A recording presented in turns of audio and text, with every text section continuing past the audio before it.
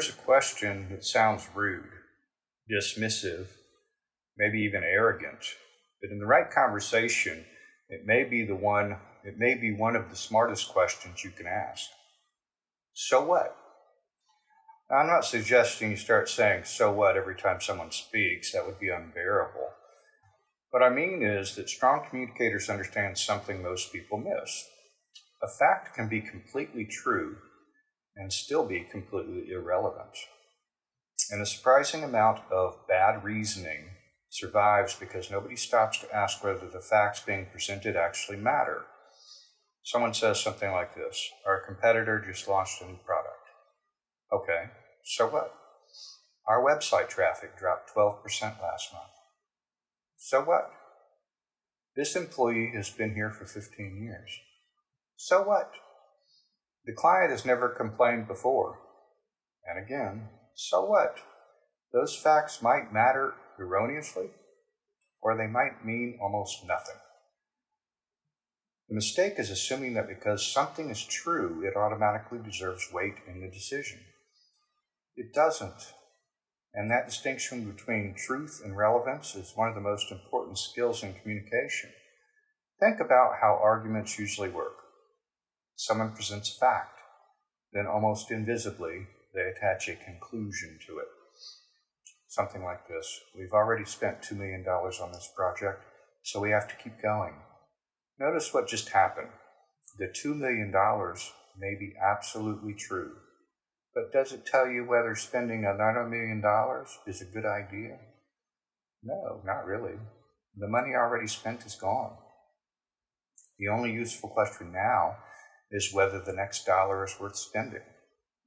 The fact is true. The implication may be false. That is where so what becomes powerful. It forces the missing step into the open. Why does this fact justify that conclusion? Most people don't ask that question. Instead, they argue with the fact. No, I think we only spent $1.8 million. Now the conversation becomes a fight over accounting. And even if you win that fight, you may have missed the actual problem. The amount already spent was never the important issue. The relevant question was whether continuing makes sense. This happens constantly in meetings. Someone says, 3 major clients have requested this feature. That sounds important, and maybe it is. But before you redesign the entire product, ask, so what? How large are those clients? How profitable are they? Would the feature attract new customers? Would it make the product worse for everyone else? Would those clients actually leave without it? The number 3 feels significant because it is concrete, but concrete doesn't mean relevant. Here's another example. Imagine someone says something like this: so-and-so has 20 years of experience, so he should lead the project. 20 years of experience does sound impressive, but again, so what? 20 years doing what? Was he successful? Has the industry changed? Does he have the specific skills this project requires? Has he spent 20 years improving, or 1 year repeating itself 19 times? Experience is a fact. Competence is a conclusion. They're not automatically the same thing. This is also why statistics can be so persuasive. Numbers sound authoritative. 70% of our customers prefer option A. That sounds decisive until someone asks, 70% of which customers? How many people were surveyed? How was the question asked? What does prefer actually mean? Would they pay more for it? Would they switch products because of it? Again, the statistic may be perfectly accurate, but accuracy alone doesn't establish importance.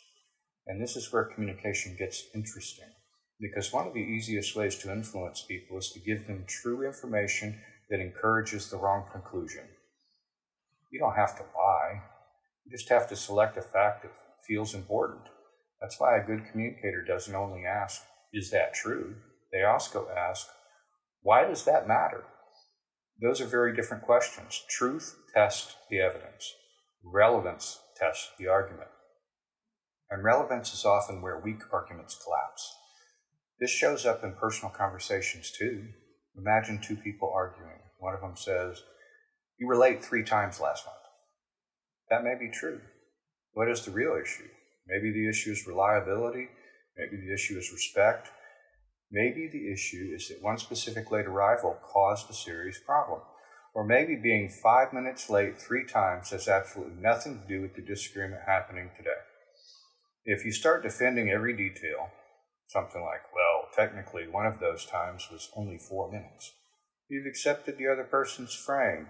Now you're debating the accuracy of a detail that may have nothing to do with the real issue. A stronger response might be something like this. I'm not disputing that. Tell me why it matters or what we're deciding right now. This is the sophisticated version of so what? And notice what it does. It doesn't reject the fact, it demands the connection. That distinction matters a lot because saying so what badly can sound contemptuous. Saying it well sounds analytical. You can phrase it several ways.